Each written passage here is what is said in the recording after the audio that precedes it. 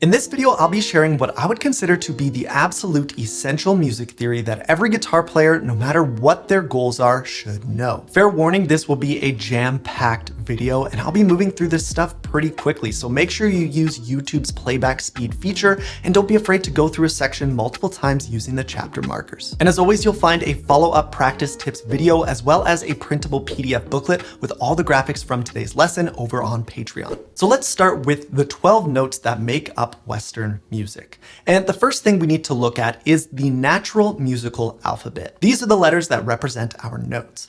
And these letters are A, B, C, D, E, F, and G. If you're counting, that gives us 7 notes. So where do the rest come from? In between these letters, we have sharps and flats. And sharps and flats are actually just 2 ways of describing the same note. So this right here is a C note, and this right here is a D note.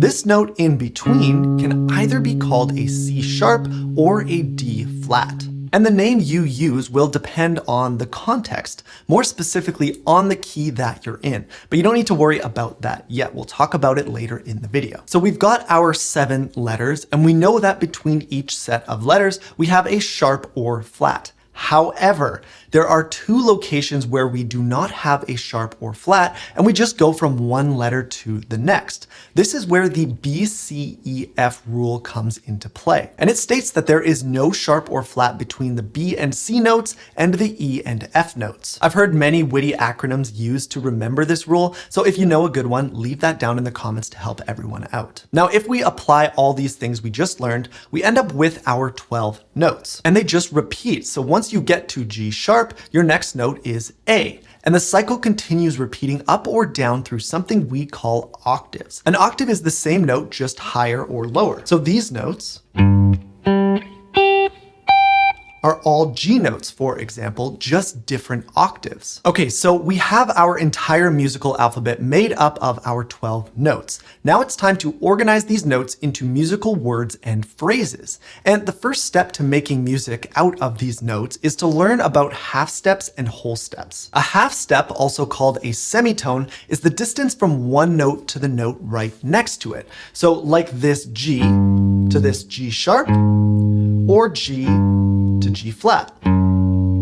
A whole step, also called a whole tone, is just a distance of 2 half steps. So you'd skip a note, like this G to this A, or G to F. And now we can use these half steps and whole steps to organize our 12 notes into scales to make music with. The first and most important of these is the major scale. Now, if you're looking for an even more thorough approach to learning music theory or just about anything else on the guitar, it's hard to beat working directly with a good teacher. A teacher can guide you, keep you motivated, and help you get unstuck so you improve your playing faster. And that's why I highly recommend you check out Till, the sponsor of today's video. You can go to Till right now and take online lessons with some of the best guitar teachers in the world. From Berklee professors to guitarists who've played with Ed Sheeran, Tracy Chapman, and the Eagles, to people who have been teaching every level for decades. And for a limited time, if you use the link in my description, you'll get $20 off your first lesson. Till is so great because they make it super easy to find and take lessons with world-class teachers for every style of guitar. And on Till, all the lessons are hosted over video chat. So not only can you connect with incredible teachers from the convenience of your own home, but you also don't have to worry about remembering everything because every lesson is recorded for you to revisit later. So if you're looking to improve and are considering lessons, click the link in my description for $20 off on Till. Now let's get back to the lesson. So just about everything in Western music is born out of the major scale. That means it is so important that you learn it and understand everything you can about it. And the way we create a major scale from our 12 notes is through something called the major scale formula. This formula uses half steps and whole steps to narrow our 12 notes down to 7. The formula is whole step, half step, whole step, whole step, whole step, half step. But to make it easier to remember, I just like to use a number to represent how far I'm moving, which gives you 221, 2221. And I like to organize it like a phone number, 2 groups of 2s that both end in a 1. So let's make a major scale. We'll pull up all of our notes and choose the note we want to start our scale on. Let's make a C major scale. So we'll start on the C note. We now apply our major scale formula. So skipping a note wherever wherever there's a 2. That gives us C, D, E, F, G, A, and B. If I played these notes in order, starting and ending on the C note, I'd be playing a C major scale.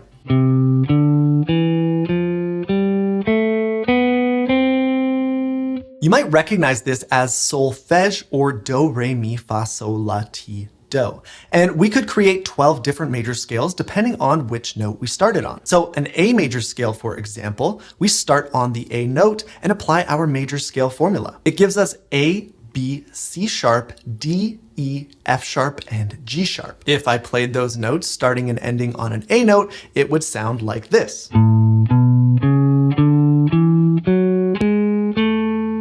Now, you might be wondering, why did we go with the sharp notes here instead of the flats? And the reason is very simple. A major scale requires one of each letter, and you also can't have a letter more than once. So if I swapped the C sharp, F sharp, and G sharp out for D flat, G flat, and A flat, I'd end up with A, B, D flat, D, E, G flat, and A flat. The notes themselves would sound the exact same, but my scale would now have 2 A's and 2 D's and no C or F. So the theory here wouldn't be correct. Now it's time to talk about keys, which give us the chords that sound good together. And keys just come from a corresponding major scale. So our key of C major from the C major scale, the key of A major from the A major scale, and so on. And much like our major scale, we can simply apply a formula to turn our major scale into a key. So let's pull up a C major scale and turn it into the key of C major. To start, we want to give each note in the scale a number from 1 through 7.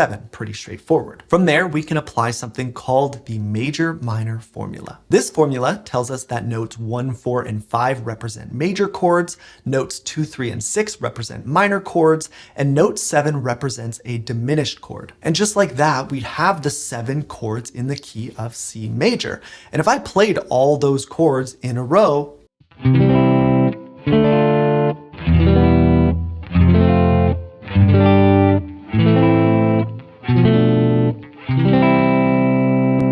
they all sound good together, and I could use any combination of these chords to create a chord progression in the key of C major. This trick would work the exact same way for any key. I'd start with the major scale, number each note, apply the major-minor formula, and I'd now have all the chords from that key to create chord progressions with. It's that simple. But you might be asking yourself, what about minor keys? Well, we could essentially do the same process by basing our minor key on a minor scale, but that would require us to learn a whole new scale and new formulas. Instead, we're going to use something called relative scales. Relative scales will have a different starting note, but will contain all the same notes. And every major scale has a relative minor scale. Let's look at the C major scale, for example. If I kept all these notes the same, but simply started and ended at a different point in the scale, I would have a relative scale. And to specifically find the relative minor scale, I would start my scale on note number 6. In the case of C major, that would be an A note, meaning that playing this same scale, starting and ending on the A note, would give me an A minor scale.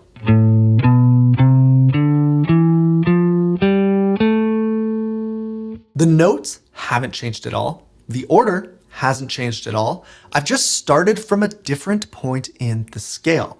So this means that C major and A minor are relative scales containing all the same notes. And this carries right over to our keys as well. The key of C major and the key of A minor contain all the same notes and all the same chords because they are relative. And the same goes for other keys as well. Every single major key has its own relative minor key based on the 6th note. All right, moving right along, it's time to cover the building blocks of chords. Intervals. This is the term we use to describe the different distances between two notes. And you're actually already familiar with 2 of them, half steps and whole steps. These are both an example of an interval. And every other possible distance between 2 notes from 1 to 12 has a special name that we use. So let's go through them all. A distance of 1 note is a minor second or half step. A distance of 2 notes is a major second or whole step. 3 notes is a minor third. A distance of 4 notes is a major third. 5 notes is a perfect fourth. 6 notes is an augmented fourth or a diminished fifth.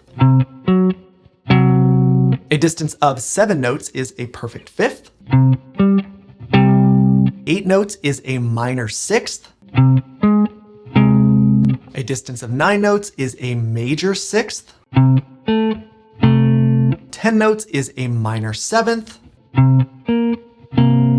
11 notes is a major seventh. And finally, a distance of 12 notes is a perfect octave. One thing that I found really confusing at first was the way we're using a smaller number like seventh to represent a distance of 10 or 11 notes, or a distance of 5 notes being called a perfect fourth. Why not just have the numbers match? Well, this is because we organize our notes into 7-note scales when playing music, and it's more useful for our intervals to also follow that rule. To show you what I mean, here's a C major scale. And if we look at the numbers of these notes, 1, 2, 3, 4, 5, 6, 7, the intervals just follow that. Look at this. So 1 to 2, that is a major second. 1 to 3, major third. 1 to 4, perfect fourth. 1 to 5, perfect fifth. 1 to 6, major sixth. 1 to 7, that is a major seventh. And then imagine we went past 7 to 8, so 1 being the same as 8, octave, right? Oct meaning 8. So that is the main reason the numbers work like that. Now, as I mentioned, intervals are the building blocks of chords. And in their most basic form, chords come from something called triads.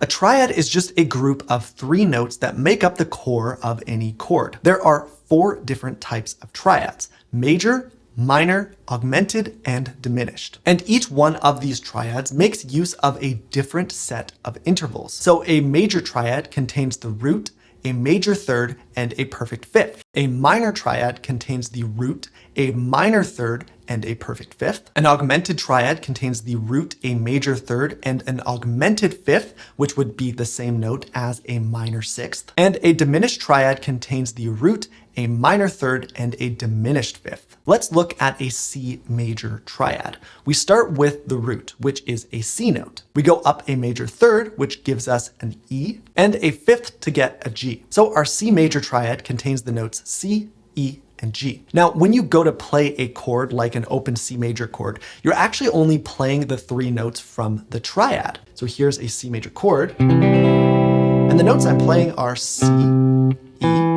G, another C, and another E.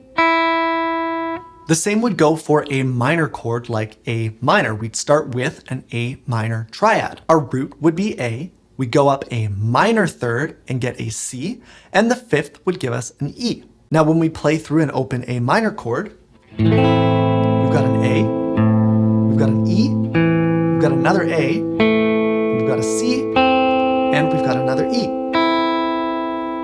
Pretty straightforward stuff. However, there are chords beyond just major and minor that you'll want to get familiar with at some point. And these come about by changing or adding other intervals. A simple example here would be something like a C major 7 chord. This chord still contains the C major triad, but now also includes a major 7th interval, meaning we would add a B note to our chord and change it from this to this. Now there are so many different chords out there that it would be impossible to cover all of them in one video, but to make sure you're equipped to take on at least the most common of these, I want to cover 2 things: suspended chords and extensions. Suspended chords, or sus chords, get rid of the major or minor third altogether and replace it with a major second or a perfect fourth. For example, an A major, here's an A sus2, and here's an A sus4. Since these suspended chords don't have a major or minor third, they don't have a majory or minory sound. Now, extensions are a little bit more complicated because sometimes you're going to see a chord written with a 9, 11, or 13 in it. And 9, 11, and 13 are not intervals that we've learned. Well, let's go back to the numbers in our scale. C major scale, numbers 1 through 7. And as we know, the scale just repeats. But rather than starting back on 1, let's let our numbers continue to go up all the way to 14. What you'll notice is that 9 is the same as 2, 11 is the same as 4, and 13 is the same as 6. And you can treat them as such. They're just another way of saying the same note. The reason we use these high numbers instead of the lower ones is because of a concept called stacking thirds, which we're not going to be getting into because I think we've covered about enough for today. But as long as you know that they represent those same notes, you'll be good. As far as next steps, you can go check out the follow-up practice tips video and download all the graphics from today's lesson in a nice, neat printable booklet over on Patreon. Or if you want to stay on YouTube, this lesson on how to play more impressive chords would be a great choice. Big thank you to Till for sponsoring this video. Be sure to go to the link in the description for $20 off your first guitar lesson. Thank you for watching, and I'll see you in the next one.